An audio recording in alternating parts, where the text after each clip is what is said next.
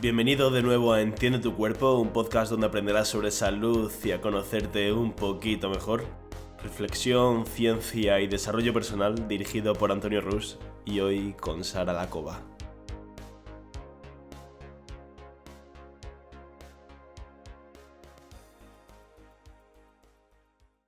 Hoy tenemos a una invitada muy especial, tenemos a Sara Lacova, con la que abordaremos temas súper interesantes. Hablaremos de una forma muy sencillita, para que lo entendáis todos. Hablaremos de moco, hablaremos de vapeadores, hablaremos de su experiencia en un ámbito que no era muy conocido hasta el COVID a lo mejor y ahora puede ser que a la gente le empiece a sonar, pero seguro que vais a aprender muchísimo de ella y os va a contar anécdotas increíbles. Así que nada, Sara, gracias por estar aquí y quiero que te presentes tanto a nivel personal como profesional. Uf, sí, ya lo has dicho todo, casi. Bueno, sobre todo gracias por invitarme, vaya, por querer que ponga yo aquí mi granito de arena. Efectivamente, me dedico sobre todo al ámbito de la respi, a la pediatría. Es a lo que me he dedicado pues prácticamente desde que terminé la carrera. Me encanta, me fascinan los mocos, me fascina el paciente crítico, me, me encanta todo ese mundo. Y luego además a Sara, no fisioterapeuta, le encanta leer sobre fisioterapia muchas veces. Le encanta el ejercicio, el yoga, el pilates, que es también otra forma de trabajo. Y en realidad es que no puedo separar casi nunca la Sara fisio de la no fisio porque voy por la calle escuchando toses. Oigo a alguien toser y digo, ¡uh! O sea que soy ya una mezcla muy... El trabajo me tiene ya completamente envuelta, no puedo separar.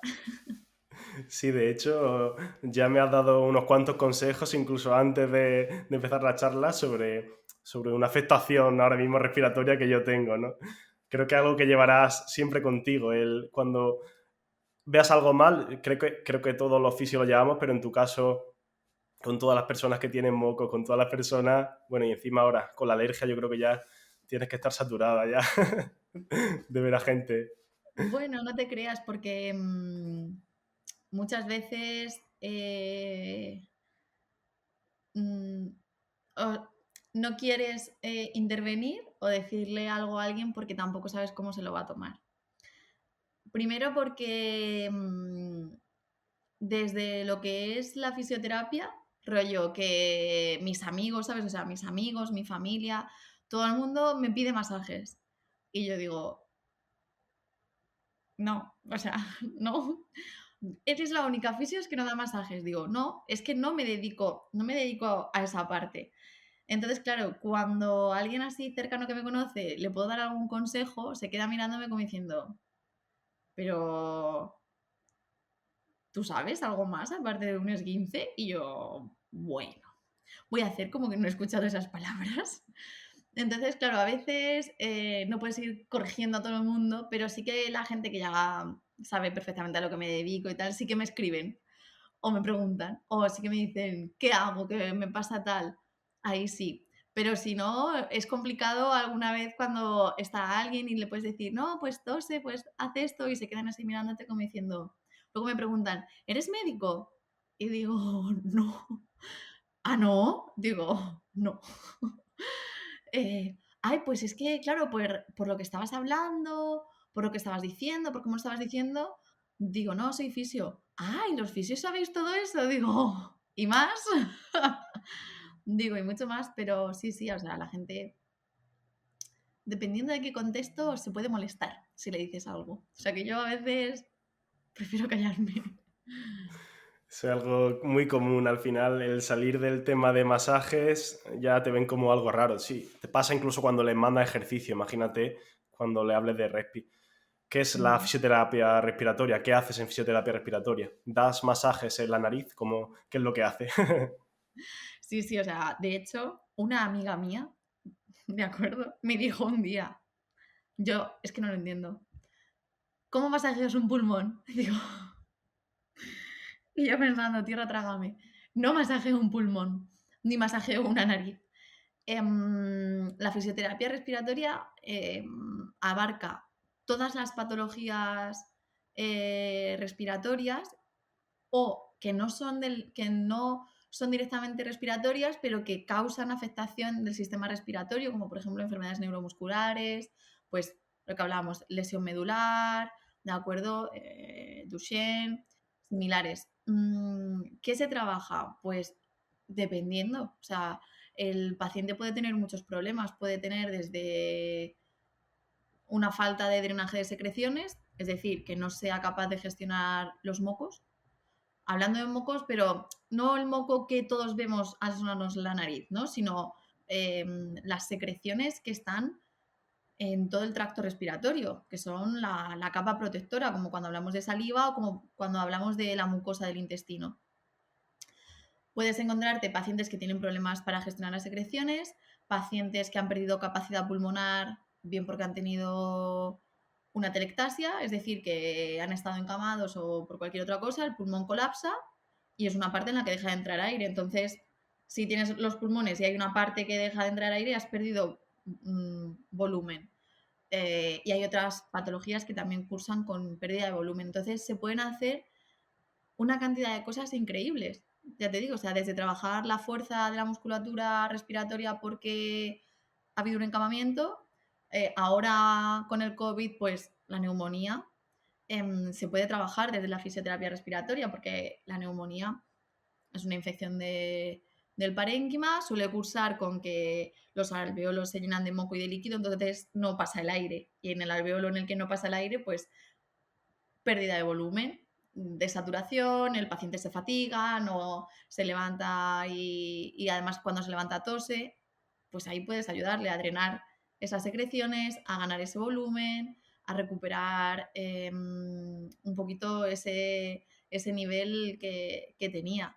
Entonces, hay muchas patologías respiratorias que en algunos momentos no se pueden trabajar con fisio, muchas. Hay muchas que no son respiratorias como tal, pero que se pueden beneficiar de la fisiorespi, pues porque en ese momento el paciente tenga X. Entonces, claro, también hay que saber en qué te puede ayudar y en qué momentos tienes que decir, aquí no, ¿vale? O sea, en un paciente pronado con ventilación mecánica, cuando los veíamos con el COVID, corre, ¿sabes? O sea, ahí en ese momento no, cuando a lo mejor ya esté mejor ya te llamo, pero en ese momento tiene un pie ya saludando a San Pedro, entonces no, es ahí, pero vamos, es tan amplio. ¿Cuántos fisios hay que hagan esto? Hay bastantes en cada ciudad, por ejemplo. Tú eres de Ciudad Real. Hay muchos fisios que puedan ayudarte cuando estén con una afectación respiratoria o realmente es algo escaso en España. Pues mira, si te digo la verdad, de pediatría creo que somos alguno más, contando con mi compañero, o sea, con el que trabajo. De pediatría conozco gente, conozco compañeros, aunque sí que es verdad que no se dedican solo a respi, ¿vale? O sea, hacen otras cosas. Pero así en Ciudad Real, en la provincia de Ciudad Real, como muy específicos de respi y que además trabajen con adulto, yo no conozco a nadie. O sea, yo de la provincia no conozco a nadie. De hecho, tengo pacientes de a lo mejor Puerto Llano o sitios, ya te digo, de donde Jesús perdió la chancla, a 190 kilómetros de Ciudad Real, que vienen y a lo mejor han hecho fisioterapia respiratoria en el hospital si estuvieron ingresados en Madrid, tal cual, pero luego aquí, porque yo les digo, ¿conocéis alguno? ¿Os ha estado trabajando algún compañero? Mira, de adulto no conozco a nadie. Si hay alguno que se pronuncie, ¿vale? Que aquí nos juntamos, de pediatría algo más, pero que se dediquen solo a la fisioterapia respiratoria en Ciudad Real, yo no conozco. Ya. Claro, O sea, somos... si además la gente no sabe que hacemos esta labor, tampoco van a ir al fisio para esto. Alguna vez Sí, me lo han dicho o he recomendado yo ir al fisio respiratorio y se han quedado un poco como que me estás contando. Sí, sí, tal cual. A ver, el boca a boca es al final súper importante. Yo tengo muchos pacientes que vienen recomendados por otro paciente, por un familiar, porque la prima de la vecina le ha dicho que se hace tal y que le puede beneficiar. Y a lo mejor dicen, pues no tenía ni idea ni de lo que hacíais, ni de cómo lo hacíais. Y claro, es eso muchas veces el boca a boca. Entonces, yo empecé en esto así de las redes un poco al principio también pues a nivel profesional, porque pues tenía que hacer algunas cosillas para una empresa y bueno, y luego empecé pues a divulgar sobre la fisioterapia respiratoria porque me parece que gran parte de que los pacientes no acudan es que no saben lo que hacemos. ¿Vale? O sea, que ya te digo, gente muy cercana a mí, mis amigos propiamente me dicen, pero exactamente qué haces, porque yo no lo entiendo. Entonces, claro, hasta que a lo mejor no les pasa algo que necesitan un poquito de ayuda y yo les doy unas pautas y tal, dicen, pues yo no sabía que esto lo podías tratar o que esto se trataba así.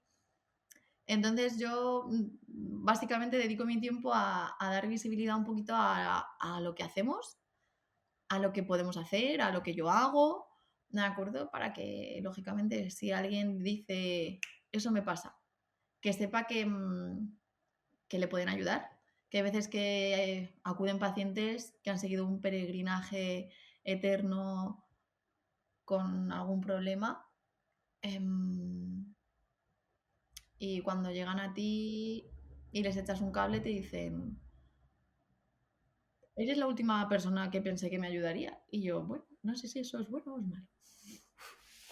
Al final es indiferente, la cosa es que le ayudaste y es que el problema al final no es de los pacientes o de las personas en general, porque ellos no tienen por qué saber de esto. Haces muy bien en redes sociales divulgando sobre lo que haces, sobre todo porque es algo distinto. Estoy harto de las típicas cuentas que son la hostia y están genial, de fisioterapia que hablan sobre cosas muy básicas de dolor, sobre 4 ejercicios, 4 cositas así clave.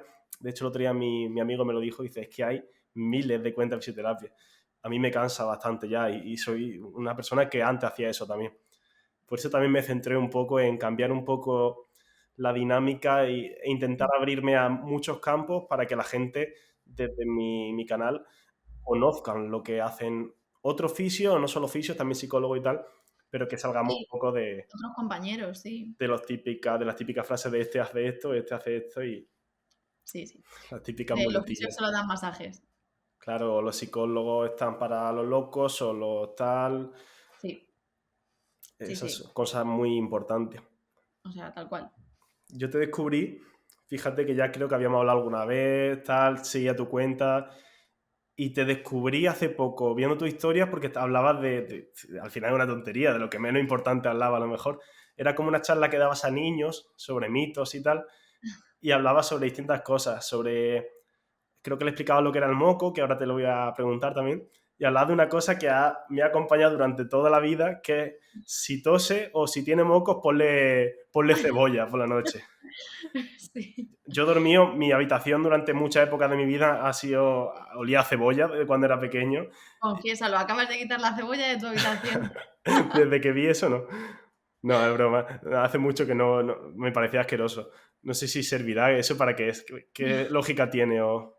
A ver, es como otros tantos un remedio casero que puede haber pasado de generación en generación en generación. Pero bueno, así como a grandes rasgos, la cebolla suelta, ¿vale? Una serie de componentes que son irritativos. De hecho, cuando todo el mundo estaba partiendo cebolla, llora, ¿vale? Entonces, esos componentes, cuando los inhalamos, llegan hasta los receptores de la tos, que son como unos pelillos especializados, y esos pelillos se irritan, es un reflejo y se genera la tos. Entonces, al final es un agente irritativo. Alguien puede decir, no, pues a mí me ha ido muy bien, a mi vecino, al hijo de mi prima Paquita, le quitó la tos. A ver, probablemente el hijo de tu vecina Paquita dejó de tener tos porque porque era el curso natural de la enfermedad y no le influyó la cebolla, pero la cebolla es un agente irritativo, ¿de acuerdo? Irrita la mucosa. La mucosa es como un ambiente, dijéramos que se mueven parámetros, ¿vale? Como en un umbral. Todo lo que se salga de ese umbral por exceso de humedad o por exceso de o por falta de humedad no le va a gustar.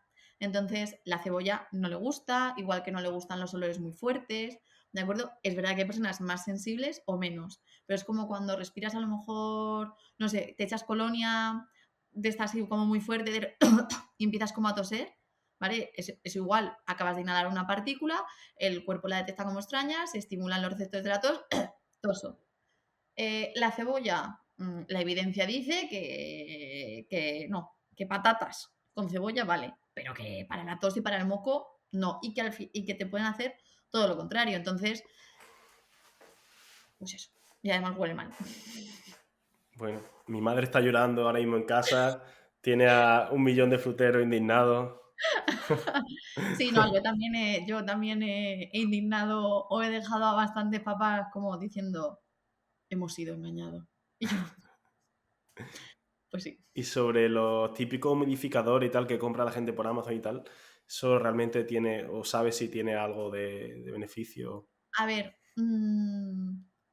volviendo a lo mismo de las condiciones óptimas que le gustan a la mucosa, ¿vale? La zona de la nariz es una zona húmeda, como otras cavidades, como la boca, como los ojos, como el ano, como la vagina. ¿De acuerdo? Y tiene, pues eso, su pH, su nivel de humedad. ¿De acuerdo? Entonces,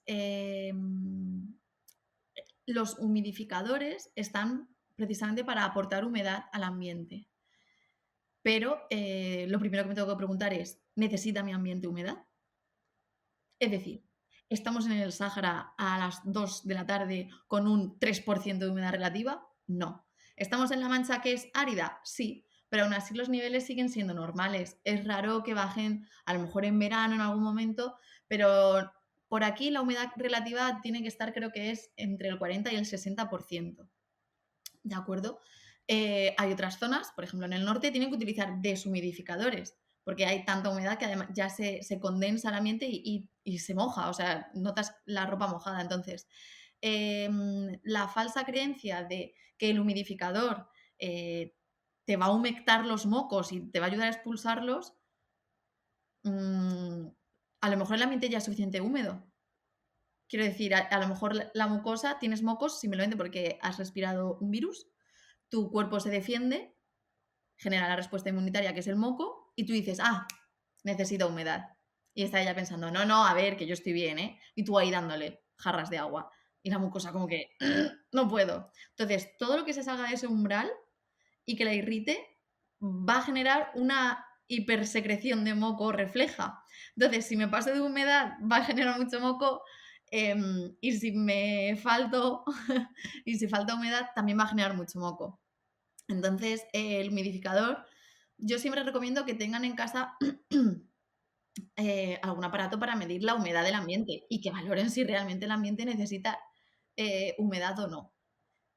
Eso en cuanto a necesidades de la mucosa.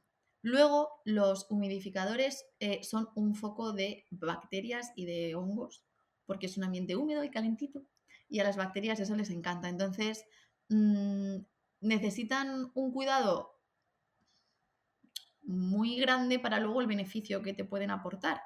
O sea, las recomendaciones es que se utilicen 2 o 3 horas seguidas máximo en estancias ventiladas en las que no haya nadie, porque claro, está extrayendo aire del ambiente, que puede que esté sucio, y lo está utilizando para sacar agua en partículas más pequeñitas, pero esas partículas de agua están arrastrando tanto los alérgenos, el polvo, los ácaros, como si hay algo que ha proliferado en el filtro, porque después de cada uso,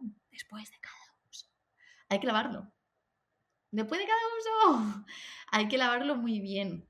Y luego ventilar la habitación para que en caso de que haya algún bichito o lo que sea, se vaya. Entonces, eso de cerrar las habitaciones a cal y canto, poner el humidificador toda la noche, eso, mueren gatitos. Mueren muchos gatitos. Pues lo tengo yo ahí a mi izquierda, no lo tengo puesto, Pero después de lo que me has dicho, no... Y tú ahí, ¿cuándo fue la última vez que lo lavaste, Antonio? Madre mía. Además es que le he hecho, bueno, no sé si esto es realmente un humidificador al uso, pero bueno, le he hecho las típicas gotitas, esto para que hueles bien, para que no sé qué. Lo tengo más Sí, como ambientador, pero vamos, que igual, hay que lavarlos igual. si te digo que a mi compañero de piso le echaban vino para ver si olía a vino y cosas así, imagínate lo que tengo ahí. Tengo un arma de destrucción ahora mismo. Tremendo. Yo me acuerdo como anécdota que cuando se lo conté a una familia, al día siguiente el papá llegó con un cacharro en el carrito que digo, ¿dónde vas con eso? Dice, es un humidificador. Digo, ya, pero ¿qué dónde lo llevas? Dice, lo he vendido en Wallapop. Dice, es que lo vi y dije, esto se tiene que ir fuera. Así que creo que tu humidificador está abocado a ir a Wallapop. Quizás sí. Más cosas, más mitos, más cositas estas que me gustan. Los inhaladores, típicos inhaladores de rescate que Ujú, se usan. Yo, por ejemplo, ahora he comprado uno para la alergia, ujú. que cuando nos damos esa inhalación, realmente qué entra dentro. Porque yo cuando lo hago, lo uso, tengo la sensación de que se te queda casi todo en la boca o de que te entra muy poquito. Mm, cuando hablamos de inhaladores, tipo el típico cartucho de Mentolín, ¿vale? Que todo el mundo conoce, que es un cartucho presurizado. Ese tipo de medicación, que además lo debatí ayer bueno, lo comentaba con mi compañero, va siempre con cámara. ¿De acuerdo? Normalmente se cree que la cámara es solamente para los niños, ¿vale? La cámara espaciadora, no sé si ahora mismo la visualizas, que es este tubito de plástico, ¿vale? Todo el mundo cree que es para los niños, porque no colaboran. Pero no, o sea, lo que va a cambiar en si colaboran o no es que lo hagan a través de la mascarilla o que lo hagan directamente de la boquilla. Pero la cámara espaciadora es necesaria para el uso de la medicación. ¿Por qué? Porque cuando das el puff, ¿vale? Cuando sale el puff, está dentro como el principio activo con un gas propelente a presión y cuando tú le das, pues sale. Entonces, esas partículas salen muy rápido y son muy grandes. Entonces, cuanto más grandes y más rápido salgan, antes se quedan. O sea, se quedan impactadas en la boca, en la garganta.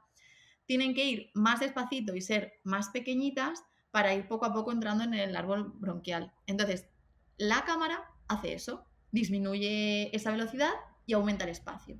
Y además mejora la coordinación entre el puff que das y la inhalación. Porque aunque parezca que todo el mundo sabe hacer, en realidad no. ¿Vale? Tienes que haber iniciado la inspiración y una vez que la has iniciado, dar el puff para que no se pierda. Aún así, los últimos estudios dicen que de cada puff bien tomado por un paciente que sabe y está entrenado con cámara, se deposita un 10% aproximadamente de la medicación. De cada puff. Ojo. Entonces, si no te lo tomas bien, si no haces una apnea, si no has hecho una aspiración previa, o sea, si te has saltado cualquiera de los pasos, es probable que te llegue cuánto, un 5, un 6, nada, aire. Entonces, claro, a veces tienes la sensación de que no te ha hecho nada. Dices, no, si es que yo utilizo la medicación de rescate, pero me siento igual. Digo, claro, si es que esto, como pincharte sin clavar la aguja. No, no tiene mucho sentido. Y luego son de rescate, ¿no? Es decir, que tiene un tiempo, que no es Claro, como el ibuprofeno a lo mejor. no, claro, están los de acción corta, ¿vale? Los broncodilatadores, el Ventolin, el principio activo salbutamol, que son los más comunes, son de rescate. O sea, de rescate es, tengo una crisis, me lo echo. O sea, hay un fuego, lo apago. Y yo utilizaré el extintor para apagar el fuego tantas veces como el fuego se reproduzca. ¿De acuerdo? Entonces, es una medicación que se utiliza a demanda, que se utiliza de rescate y que es recomendable llevarla siempre encima, porque tú no sabes en qué momento te puede dar una crisis. Pero en la encimera allí en la cocina, rescatar no te va a rescatar.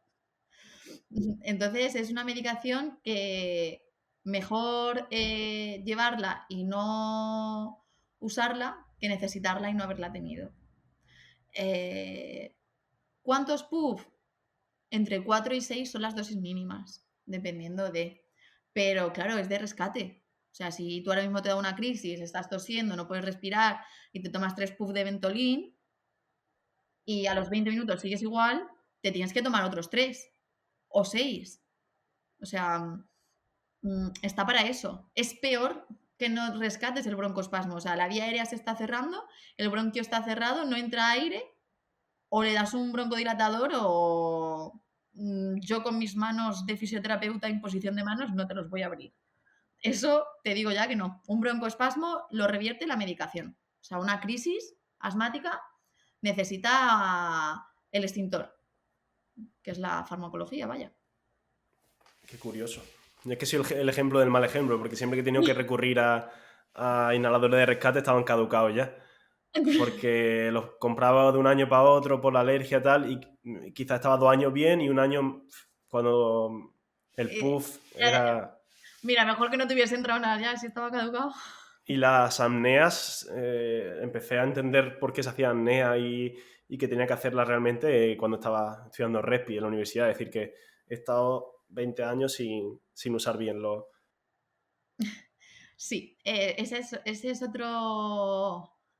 otro hándicap, diría, porque nadie nos enseña a utilizar un inhalador bien. O sea, quiero decir, a ti te lo mandan, tú vas a la farmacia, lo recoges, te pueden dar unas pautas generales, pero pocas veces hay una enseñanza real de decir, tómatelo o mira, así se toma. De hecho, ayer que estaba repasando la guía Gema, como ves, soy una friki, o sea, no hago otra cosa que no sea leer, ¿vale? La guía Gema, que para quien no la conozca es la guía española para el manejo y el control del asma, la cosita que lee una. Estaba ayer leyendo la guía Gema y precisamente hablaba de que el control farmacológico de las enfermedades respiratorias, como puedan ser el asma, que parece que no, pero un asma mal controlada te la juega, necesitan de una educación por parte del sanitario que no existe, porque estamos desinformados. O sea, y lo decía claramente, o sea, es insuficiente el conocimiento que tenemos. Y yo decía, muy bien. Entonces, sí, tienes que hacer una pausa porque volvemos a las partículas van pi, pi, pi, pi, pi, pi, pi, pi, pero claro, todo el rato que tú estás respirando estás moviendo aire. En realidad nunca se deja de mover aire, pero así como a grosso modo. Estás moviendo aire. Entonces, necesitas hacer una pausa para que deje esa partícula de moverse y pueda depositarse, ¿vale? Y sedimentar, como si hay una ráfaga de aire, mueve polvo y de repente deja de haber aire y el polvo cae. Entonces, si no hay esa apnea, la medicación no se puede depositar, va a estar como para arriba y para abajo, para arriba y para abajo, ¡fiesta! Entonces, sí, la apnea es muy importante. Para mí, de las cosas más importantes. Junto a la expiración previa. A primero expiras, Claro, primero te inspiras, vacías. eso es. Claro, o sea, quieres llenar un vaso de agua. Pero si el vaso ya está medio lleno, entonces primero tienes que vaciarte todo porque quieres coger mucho aire para que la medicación llegue lo más profundo. Entonces te vacías todo el aire, sueltas, sueltas, sueltas, sueltas, sueltas, sueltas y empiezas a coger despacio. Esa es otra, no es... No, es despacio para coger lo máximo posible. Y cuando ya notas que te has llenado y que te has hinchado y que la partícula está en el fondo, en el fondo, en el fondo del árbol bronquial, ahí haces una apnea y la partícula se deposita. Y luego lo echas por la nariz para no mover por la boca. Y luego pues te enjuagas y tal y te lavas para evitar efectos locales de la medicación. Pero claro, o sea, parece una tontería, pero yo si pudiese hacer un meme, ¿vale? Una captura de las caras de algunos de mis pacientes el día que yo les he explicado esto, se hacían viral. ¿Vale? O sea, un paciente de 40 años que lleve 30 con asma, que utilice Ventolin por lo menos 3 veces al día durante todos los días, ¿vale? Que me dice que gasta un cartucho casi a la semana, que ya no puede ir al parque, que no puede caminar sin ahogarse, y le diga, bueno, lo primero que me comenta, o sea, siempre compruebo cómo se la toman. Enséñame cómo te tomas la medicación. Veo cómo se la toma, le explico cómo debe tomársela y me dice, Sara, ¿por qué nadie me ha explicado esto en 30 años? Y digo, probablemente porque no lo sabían. Y es verdad que luego hubo que hacer algunos cambios y unos reajustes en su medicación, porque le dije, primero, no vamos a primero que no se cambie mejor la medicación, vamos a tomarla bien para ver si tomándola bien nos hace efecto y ya. Que luego sí que hubo que ajustarle la medicación, pero en 4 días me escribió, no he vuelto a necesitar Ventolin desde que me tomo bien la medicación. Bien. O sea que parece una tontería, pero es que la medicación inhalada necesita una colaboración muy activa. Entonces, Yo no me atrevería a hacerlo delante de ti. Es decir, yo creo que lo haría mal.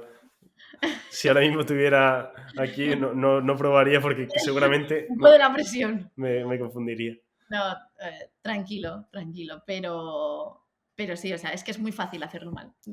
Yo, o sea, quiero decir, yo también lo he hecho mal muchas veces y es súper fácil hacerlo mal. Pero, y seguro que mucha gente lo escucha y lo piensa.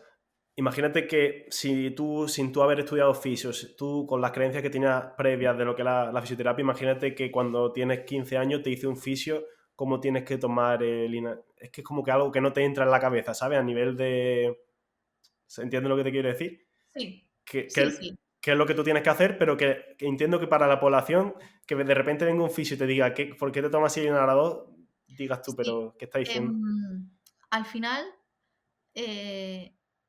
a mí, con 15 años, casi que me hubiera dado igual el profesional porque todavía no tendría la conciencia de el estatus jerárquico que a veces establecemos entre unas categorías y otras. Y entonces aprendería de alguien, o sea, me fiaría de alguien que yo veo que sabe. Y a día de hoy me pasa igual. O sea, yo confío en la palabra de compañeros que en cuanto a la escala jerárquica que se establece en categorías está en el escalón más bajo y sabe tanto que es mi persona de referencia. O sea, yo cuando pregunto algo, busco a una persona que sepa del tema. Y si esa persona que sabe del tema es enfermera, voy a confiar igual que si es médico, que si es psicóloga. O sea, quiero decir, yo busco a alguien experto en un tema y a lo mejor el experto en el tema es X.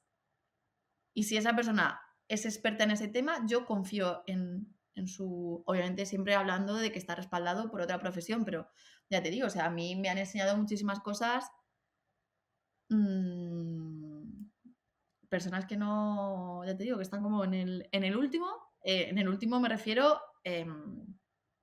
¿cómo diríamos? A nivel de título, ¿vale? A nivel de titulación, no tienen la titulación más alta.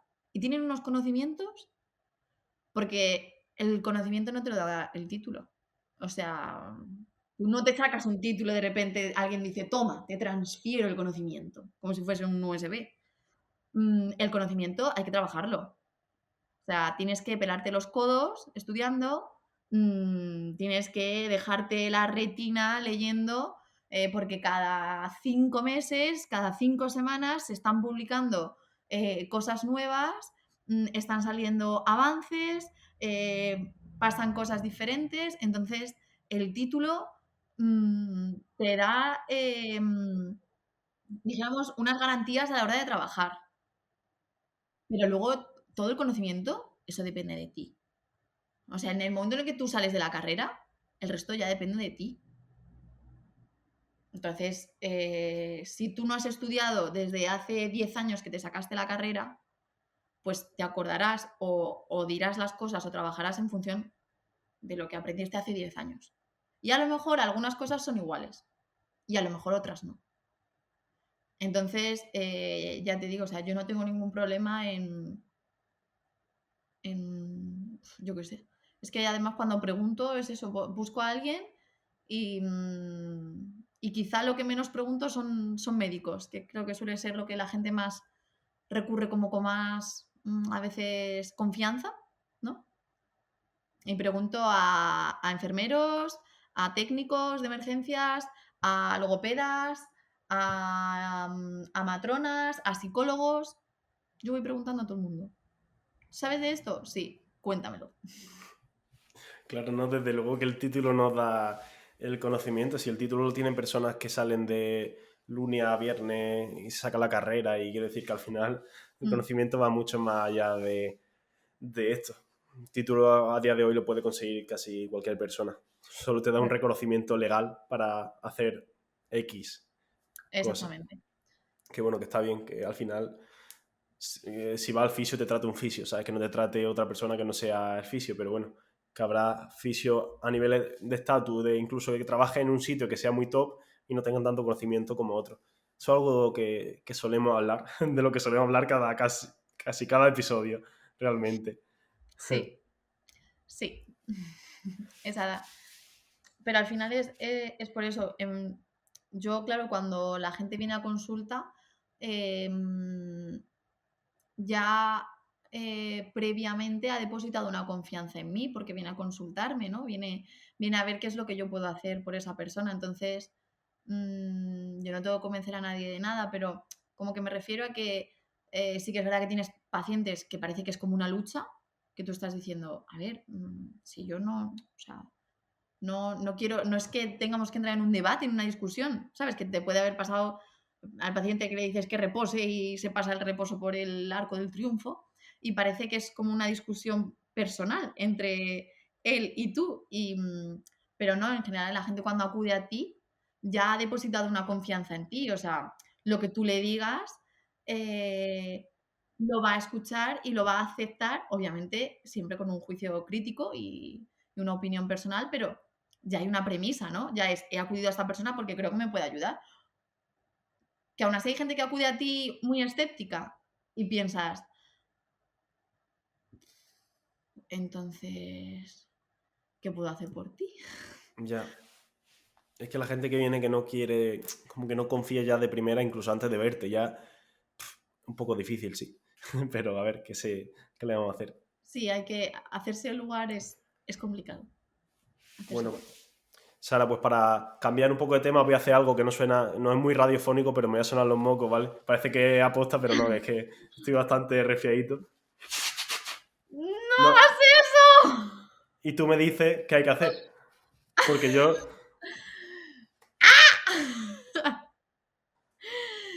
A Hostia, ver, ha lo que has quedado dicho. bien la escena, ¿eh?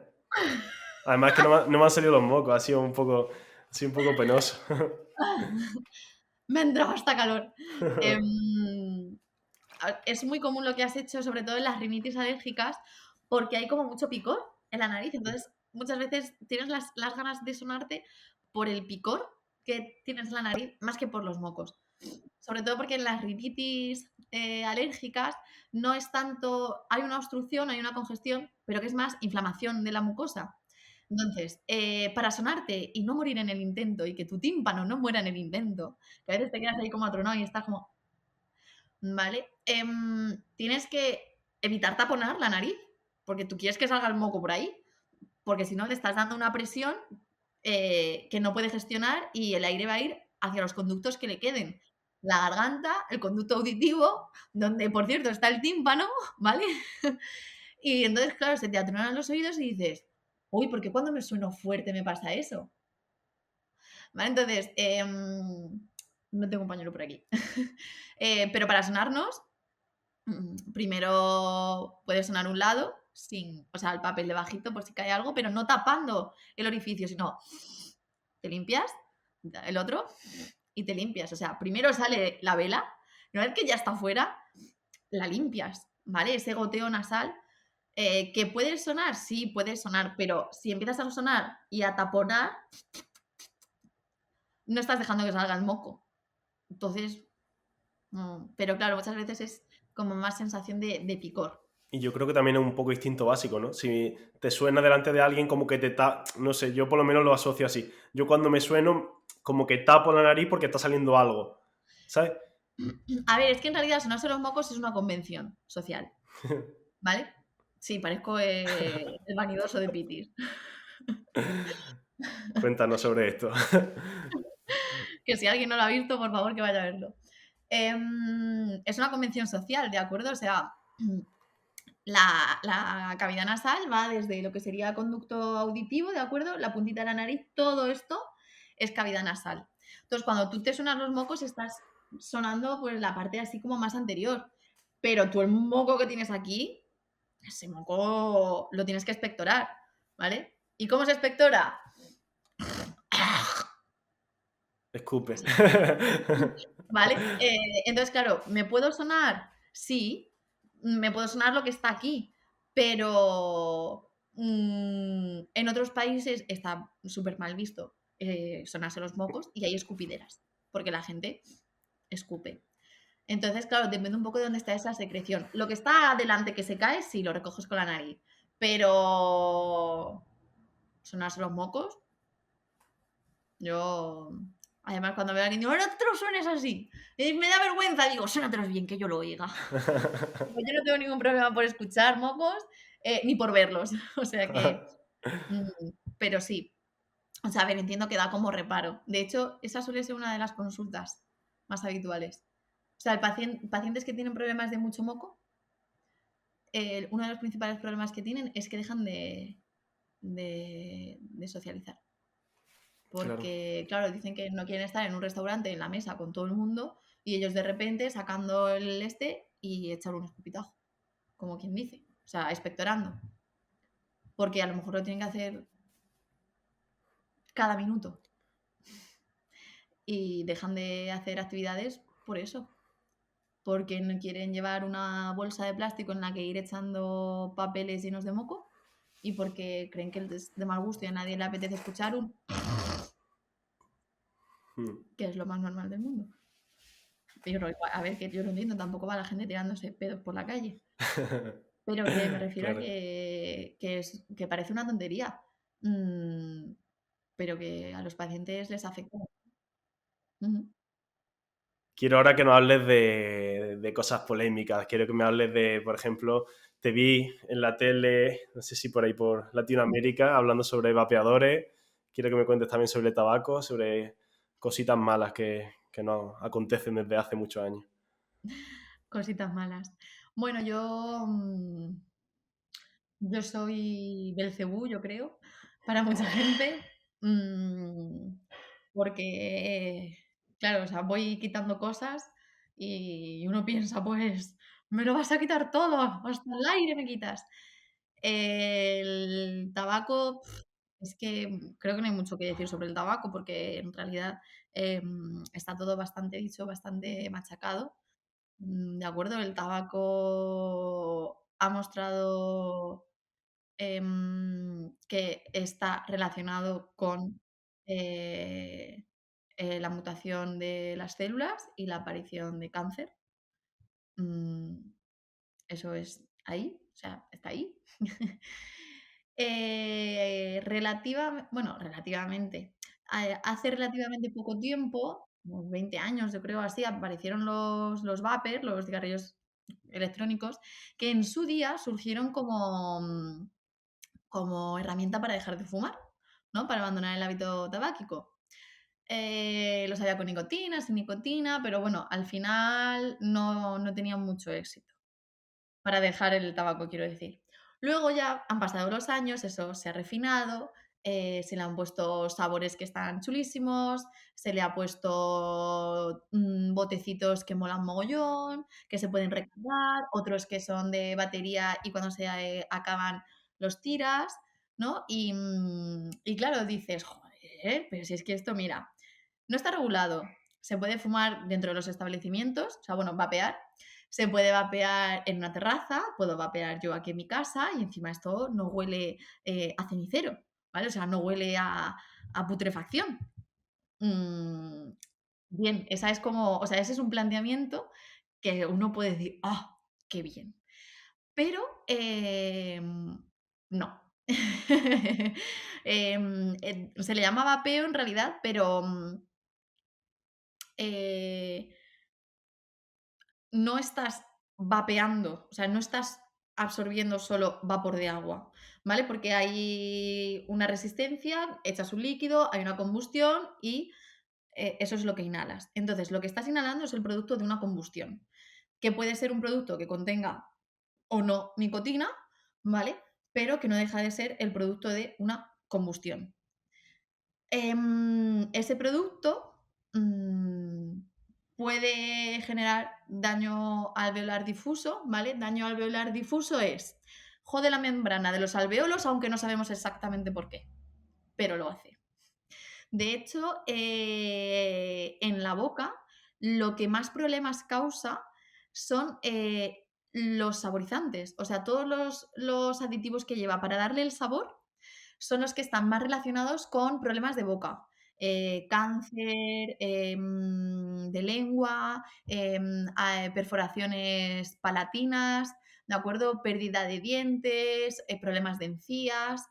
¿Vale? Entonces, como es algo relativamente frecuente, o sea, relativamente nuevo, perdón, y sabes que la ciencia va como investigando lentamente, pues claro, ¿qué pasa? Que no está muy controlado porque todavía no hay mucha evidencia sobre sus efectos a largo plazo, pero a corto plazo sí que se está viendo que genera un daño mucho más rápido que el tabaco.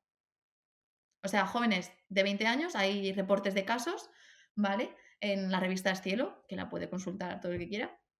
Reportes de casos de pacientes que acuden, pacientes jóvenes, entre 18 y 25 años aproximadamente, que acuden al servicio de urgencias por un distrés respiratorio, ¿vale? Un fallo respiratorio agudo causado por el vapeo, pero que a lo mejor llevan vapeando 2 semanas.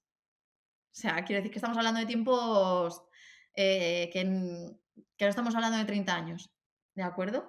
Em, como no están regulados, cualquiera los puede vender, ¿de acuerdo? O sea, yo ahora mismo voy, pido por AliExpress 100, 1000 unidades y los vendo. Se las vendo aquí a mi primo, a su primo, al otro, al vecino, me los compran, yo me hago un dinero y esto, aquí paz y después gloria. ¿Vale? Eso además, ¿a qué contribuye? A que igual que el vapeador es de dudosa procedencia, los líquidos también pueden ser de dudosa procedencia. Y el líquido puede contener Dios sepa qué, tú lo vas a echar en un sitio, eso va a hacer una combustión, se va a quemar y tú vas a estar respirando esos productos de desecho. Todo maravilloso. Y sumado a todo eso, creo que fue este año, si no fue, no, fue el anterior, ¿vale? Fue el año pasado, cuando el Centro Nacional de Enfermedades Contagiosas los prohibió. De hecho, están prohibidos en muchos países. No sé ahora mismo cuáles son, pero están prohibidos. Estados Unidos creo que los tiene prohibidos. Hay bastantes países de Europa en los que están prohibidos, ¿de acuerdo? Y bueno, España tiene un vacío legal bastante grande al respecto. Entonces, lo último de lo último es que ya no solamente se es fumador pasivo, sino que también se es vapeador pasivo.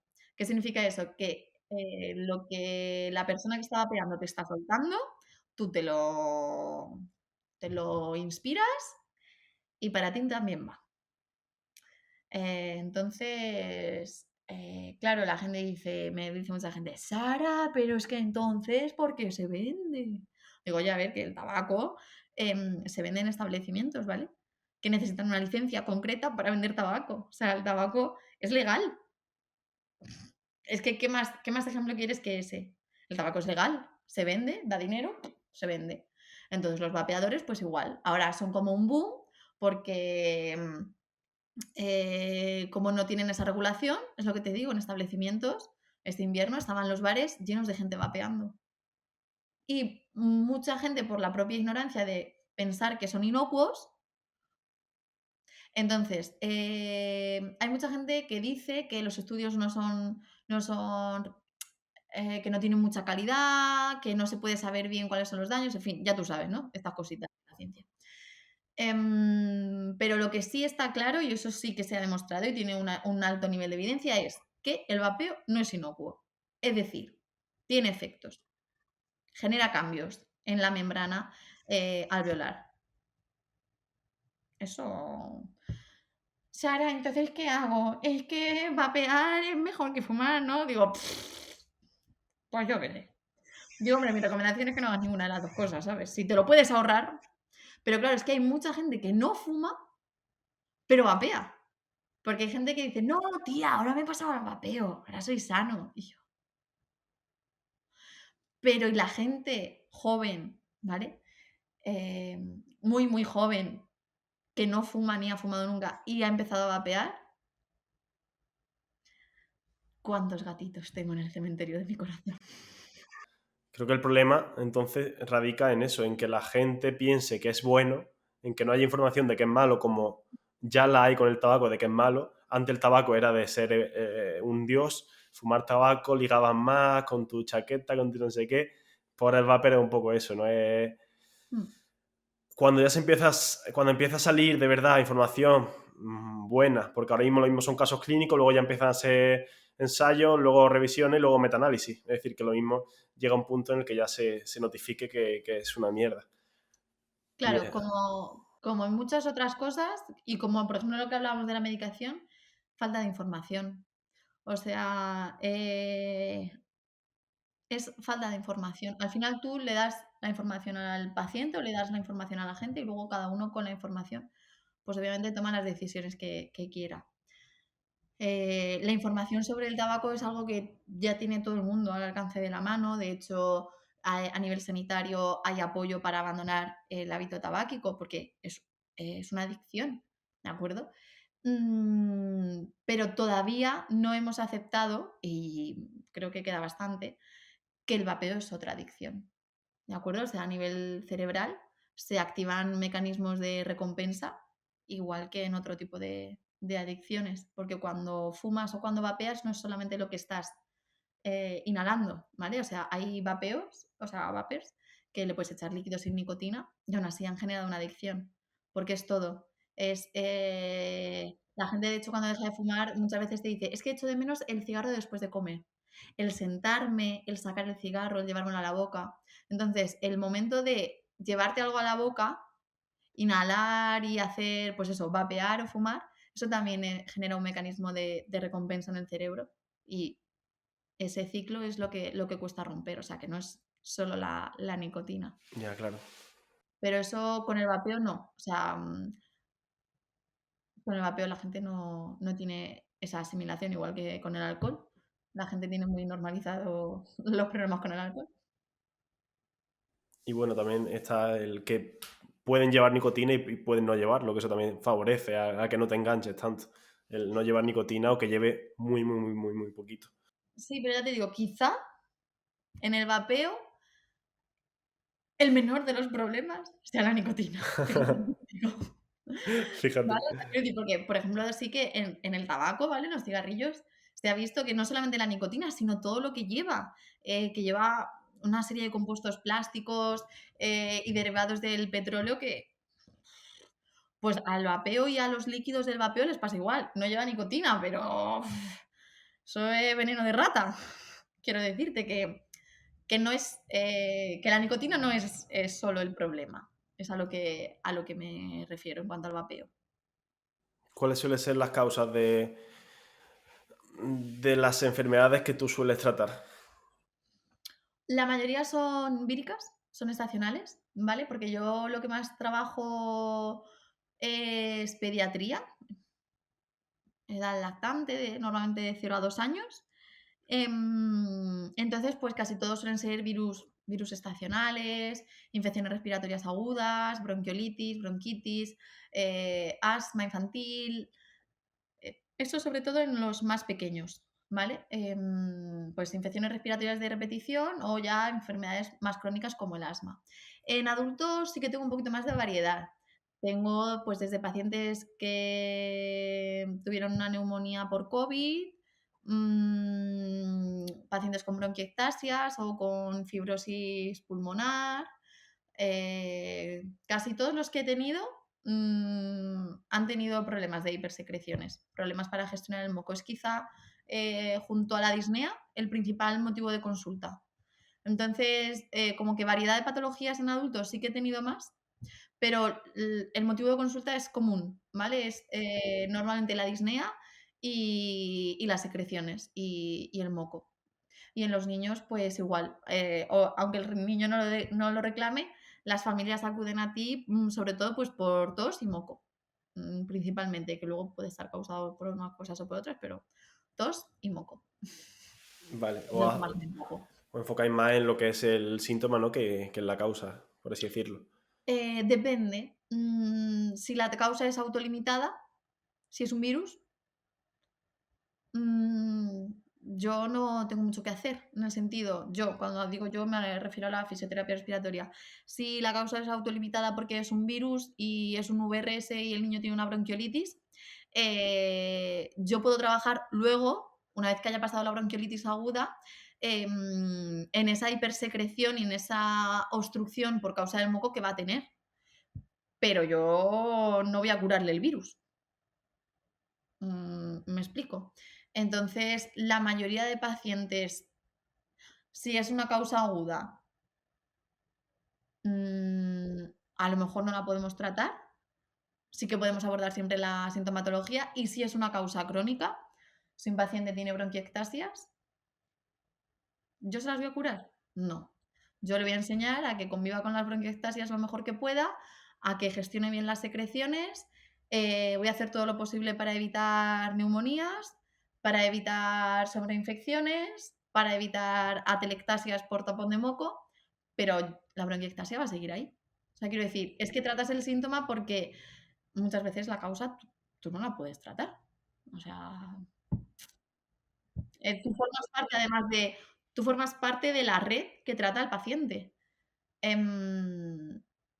O sea, el niño tiene una enfermedad neuromuscular y te va a hacer un patrón restrictivo porque por definición el paciente neuromuscular desarrolla un patrón restrictivo por la hipotonía y deformaciones de la caja torácica y demás.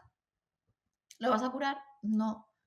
Vas a trabajar sobre la sintomatología y vas a mejorar, pues obviamente todo lo que puedas y vas a intentar que esté siempre en las mejores condiciones y que el sistema respiratorio esté siempre en condiciones óptimas para funcionar.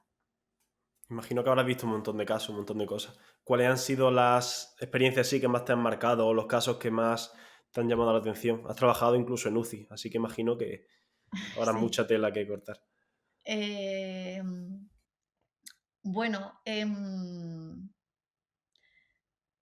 tenido casos que no he tenido mucho tiempo porque a lo mejor han sido pacientes de UCI y los he visto brevemente, pero que me han hecho pellizquito. Y luego tengo otros que a lo mejor por la trayectoria, por todo el tiempo que llevo con ellos, pues obviamente son pacientes especiales para mí. Quizá para mí, a nivel profesional, sobre todo, tuve una paciente en la UCI de la que me acuerdo mucho, o sea, me acuerdo muchísimos días de ella. Era una paciente ya, pues, tendría unos 76, 77 años. Bueno, pues había acabado en UCI por otros problemas. O sea, quiero decir, no estaba allí por ningún problema respiratorio, pero derivado del encamamiento, de que le habían puesto una sonda nasogástrica, de que la habían intubado y todo, de que le habían hecho una tráqueo, pues la mujer tenía problemas respiratorios. Y entonces, claro, pues empezamos la fisio y yo empecé a hacer respi con ella. Entonces, claro, al principio ella tenía una cánula con la que no se puede hablar, ¿vale? Un tipo de cánula que fuga y no se puede hablar. Estábamos en inicio del destete de la ventilación mecánica. Entonces, claro, a medida que iba pasando el tiempo, ella quería comunicarse, pero el tipo de cánula que tenía no se lo permitía. Entonces, yo era como súper pesada con el equipo diciendo, vamos a cambiarle la cánula, que quiere hablar, que está muy activa, que se quiere comunicar, que se frustra mucho porque no puede comunicarse, vamos a cambiarle la cánula, vamos a cambiarle la cánula, vamos a cambiar... ¿Vale? Yo, la llorona, yo soy la llorona. Y finalmente le cambiamos la cánula a una más pequeñita tal, y empezamos a poder taponársela para hablar.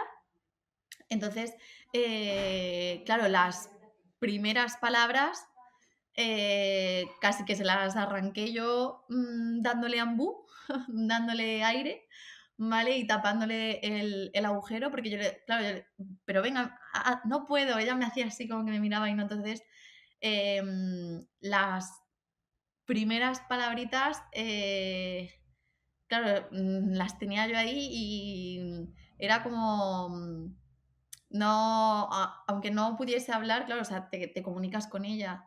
Y la fisioterapia respiratoria es muy intensa, muy, muy intensa. Cansa muchísimo, ¿vale? O sea, no lo sabes hasta que no te la hacen. Cansa muchísimo, es muy intensa y en algunas ocasiones pues bastante desagradable. Entonces yo me acuerdo que había días que se quedaba como súper cansada y yo me iba y a lo mejor solamente había podido sacarle moco, hablando así vulgarmente.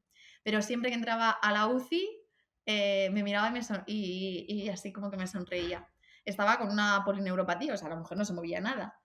Y un día que me estoy yendo y digo adiós, y ella no podía hablar y levantó su mano, ¿vale? Una mano que no movía, una mano que hacía así con el dedo. Levantó su mano para hacerme así. Y me dijeron que te está despidiendo y me doy la vuelta y le veo así sonriéndome. Y yo dije, ¡ay! Entonces me acuerdo muchísimo, muchísimo de ella porque es verdad que yo era como muy pesada con ella y me decían, a ver, Sara, que es muy mayor, que a lo mejor no puede ir tan rápido. Y yo decía, que no, que no, que ya verás cómo responde muy bien, que de verdad, que si me dejáis que haga tal cual, yo por ahí como un ratoncillo de biblioteca y bueno, y la recuerdo mucho. La verdad que luego cuando me despedí sobre todo del marido y tal, jo, le daba muchísima pena y yo me acuerdo mucho, mucho de ella. Me enseñó bastante. Y luego, pues, tengo pacientes que eso, que ocupan un lugar en mi corazón porque los he visto avanzar y evolucionar. Algunos han pasado de una sonda y un tráqueo a estar decanulados y con un PET, con un tapón. Y eso es, en algunas patologías, un logro. Luego tengo familias de niños sanos, sanos en el sentido que acuden por procesos agudos, ¿sabes? Una bronquiolitis o no, que no es una enfermedad neuromuscular o similar, pero que los he visto tan a menudo y los he peleado tanto por a lo mejor por buscar realmente qué es lo que les pasa, buscar la medicación, derivarlos al especialista. Y la familia ha peleado tanto conmigo que también es como que se llevan un trocito de mí. O sea, es como, son como mis niños, ¿no? Cuando me preguntan, ¿tienes hijos? Digo, no, tengo todos estos. Entonces sí, hay casos muy peleados, muy, algunos pues que a lo mejor llevan un peregrinaje de otitis y de antibióticos terribles. O sea, el sistema ya no les deja más porque a lo mejor en 6 meses han recibido 10 ciclos de antibiótico, ¿vale? En un niño de 4 años. Otitis, pérdida de audición, supura, ¿vale? El moco, cuando no tiene por dónde salir, sale por el oído, sale por el ojo. En lista de espera para una cirugía, los papás desesperados, el niño con pérdida de peso por los antibióticos y demás, y empezar con él el tratamiento, sacarle un esportón de mocos, hacerle un seguimiento con su otorrino y hace poquito le operaron y estamos todos súper contentos porque desde noviembre del año pasado no hemos vuelto a tener una otitis ni necesidad de antibiótico. Y eso era mucho decir. Entonces, claro, hay casos que, joder, que te acompañan, que te llevas a casa y esto estoy pensando, ¿qué hago aquí? Jo, qué gratificante, qué bonito. Sí, o sea, a ver, a mí me encanta. Yo, cuando me dicen, uy, no, yo digo, yo, me encanta, o sea, me encanta el moco. Yo lo miro, lo hago todo. Sí, sí. Trabajar con adulto mayor también, también me gusta mucho porque muchas veces el niño no te puede expresar eh, si se ha quedado mejor, si se ha quedado peor, si hoy está mejor, si hoy está peor. Pero cuando tienes a tu paciente de 96 años que te dice que cuando termina se apoya así en tu hombro después del gran esfuerzo que acaba de hacer para expectorar y te dice, ay, dice, la verdad que es que venir aquí, digo, madre mía, la niña. Dice, pero es que me voy con un alivio y un este, o sea, Que claro, lo típico, hasta que no te pasa, es como cuando estás estreñido, nadie lo valora hasta que no te pasa. Pues igual, cuando tienes moco. Entonces, que te digan gracias, tú dices, ya está. Claro, es que los niños al final es más difícil que tener esa... Tienen otro tipo de sentimientos, son totalmente distintos. Yo me Y otro sentía... tipo de comunicación. Eso es. Me sentía... Es que con los dos tipos de pacientes me he sentido bien, pero con la persona adulta al final te comunicaban más y podías expresar cosas más profundas a lo mejor y los niños eran sentimientos más básicos, más instintivos, más primarios de Sí, querer darle un abrazo, de darle dos besos, de... sí, sí. Y tú piensas que los niños me odian. O sea, los niños me odian porque les saco los mocos. Claro. Eh, no les mola nada. ¿Vale? O sea, los niños hay veces que me hacen así. O entran por la consulta y yo digo: "Hola", dice: "No atiendo no mocos". Digo: "Ah, no". Dice: "No". Y yo pensando: ¿tú qué haces aquí? O sea, hay algunos niños que es verme y se ponen a llorar y yo: "Ah". Y luego tengo niños que son a lo mejor un poquito más grandes, que ya entienden un poquito, pasan el mal rato, porque se pasa un mal rato, pero luego a lo mejor, pues, me dan besos, me dan abrazos, me dibujan cosas, vienen y se van diciendo que Sara le ha quitado los mocos, que ahora respira muy bien, o cosas así. Entonces, sí, o sea, con los niños tienes otro tipo de vínculo, de relación, pero claro, a veces, esto es como la de la película de la niñera mágica, cuando me necesitáis, no me queréis, cuando me queréis ya no me necesitáis. Entonces, claro, a veces es como, ya hijo, ya, te quieres ir, pero esto hay que hacerlo. Ya. Es que tiene que ser algo un poco desagradable. Los que lo escuchen no, a lo mejor no tienen experiencia en esto y no saben. Están escuchándonos y viéndonos y se están haciendo una idea, pero no saben exactamente cómo es. Es que es difícil de describir, no sé. Yo no sabría Claro, es que explicarte. depende, volvemos a lo mismo de las patologías. Si hablamos, por ejemplo, de problemas de secreciones de moco, ¿vale? Que suelen ser como las consultas más habituales. Así a grandes rasgos, si queremos hacer un drenaje bronquial, un drenaje de secreciones, vamos a buscar que las secreciones salgan hacia vía aérea de expulsión, que es la zona de la tráquea, ¿vale? Que se estimulen los receptores de la tos y que al toser uno expectore y se haga el contenido, ¿vale? Si hay algo por la nariz, también sale por la nariz, pero normalmente que lo expectore. Entonces, las técnicas son para ir reclutando, dijéramos, ese moco, ¿de acuerdo? Tanto moco que esté en vías altas, viene a expulsarlo por, pues eso, expectorándolo. Moco que esté en vías bajas o en vías medias, que esté más abajo en los pulmones y tal, ir subiéndolo, ¿vale? Hacia la zona, pues eso, de la garganta, sobre todo, la zona de la laringe, y una vez que está ahí, favorecer la tos. Si el paciente puede toser y puede expectorar de una tos eficaz, es decir, una tos que mueve moco y expectora moco, pues genial. Hay otros casos en los que se necesitan asistentes de la tos, ¿vale? Tos asistida y técnicas, pues eso, de asistencia, porque a lo mejor la tos no es efectiva o no termina de ser productiva o las secreciones tienen una consistencia que impiden que el paciente las pueda gestionar por sí solo. Entonces, pues básicamente, mocazo fuera.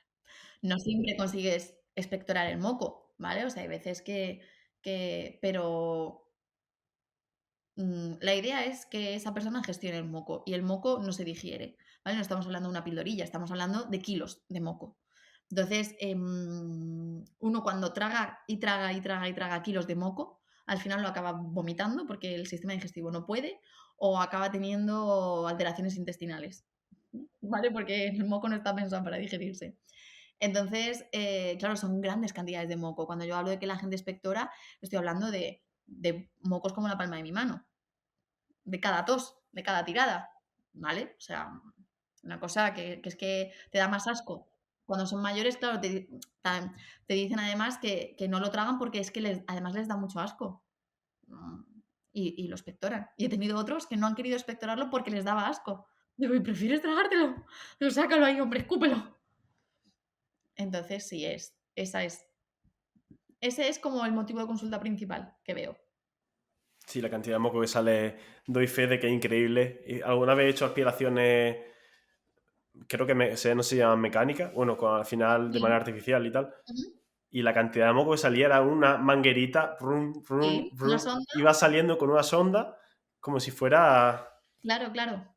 Sí, sí, o sea, es así. De eh, hecho, en la paciente esta que te comentaba de UCI, a la que recuerdo tanto, eh, claro, o sea, seguro que si alguien nos está escuchando y tiene pacientes o familiares o conoce a alguien que tenga un tráqueo, conocerá ese sonido de borbojeo que es prácticamente constante, que es como,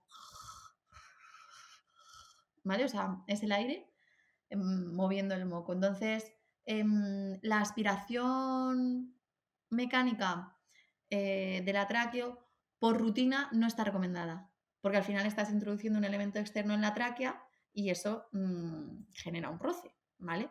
Entonces, por rutina de decir, voy a aspirarte, no, ¿vale? Eso no está recomendado. Tampoco está recomendando ya lo de echar suero y aspirar de manera rutinaria. Casos excepcionales, todo habría que valorar, pero de manera rutinaria, no. Y sobre todo, pues mucho cuidadito porque estás metiendo un elemento externo directamente en la tráquea. Ojito, o sea, las manitas limpitas. Entonces, claro, yo cuando iba, por ejemplo, con esta paciente, primero movilizaba todas las secreciones y cuando ya estaban aquí, yo las aspiraba. De hecho, muchas veces llegaban a salir y cuando ya tosía y tal, pues el moco sale, ¿vale? Te mancha entero y era como, bueno, chicos, hay que cambiarle las sábanas que se han manchado de moco. Y me decían a veces, pues los compañeros, los enfermeros que estaban allí conmigo, que me ayudaban y tal, madre mía, ¿sabes qué? Claro, cuando yo la tengo que aspirar, tal, yo no consigo sacarle tanto moco. Digo, ya, es que la clave es que yo he conseguido movilizar todas las secreciones y a lo mejor la aspiro una vez. Una aspiración más efectiva que 5 esfuerzos o sea, de aspirar, ¿sabes? Esa es también como la, dijéramos, la magia que podemos hacer, ¿no? O cuando un paciente tose y me dice, joder, es que cuando he tosido contigo he tosido mucho más. Digo, claro, es que cuando yo te ayudo, reclutamos el moco y además te ayudo y te enseño a hacer la tos, una tos consigue expectorar lo que tú estás intentando sacar 5 veces tosiendo. Porque toser cansa, o sea, cansa muchísimo. O sea, porque es musculatura abdominal pura y dura. Y no veas tú, échale ahí. Entonces, claro, aspirar sale ahí y, claro, o sea, va a un bote que es así. Las secreciones. Entonces, por eso te digo que estamos hablando de cantidades de moco, no de un moquito. No Mucho moco.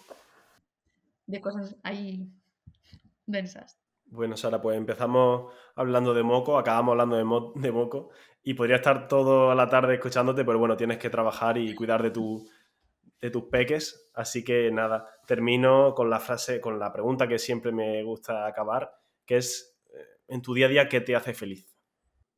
En mi día a día, lo que me hace feliz es poder tener el lujo de hacer lo que me gusta, poder tener el privilegio de estar donde estoy y de tener la oportunidad de tener tiempo. Eso es lo que me hace feliz. O sea, cada día es un regalo. Y encima puedo hacer lo que me gusta. Y encima tengo dinero para costearme formación y tengo un techo bajo el que dormir y una cama en la que dormir. Y un plato de comida en la mesa. O sea, no todo el mundo puede decir lo mismo.